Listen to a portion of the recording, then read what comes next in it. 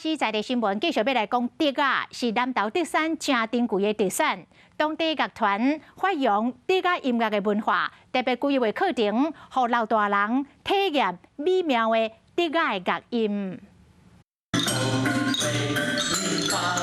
对老师的指挥，用竹仔乐器轻轻讲出优美的节奏。老师可以配合四大人来设计简单的动作，让大家拢耍啊真欢喜。我68岁，已经经过50几年啊，才搁开始去接触，感觉真新鲜。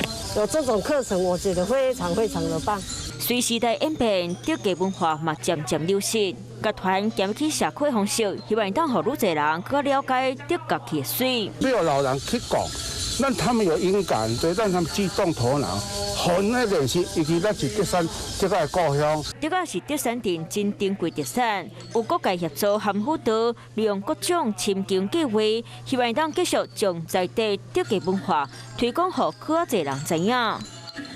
Hello， 大家好，我是乃瑜，要教给大家2个任务。第一个，华视新闻的脸书专页，你按赞了吗？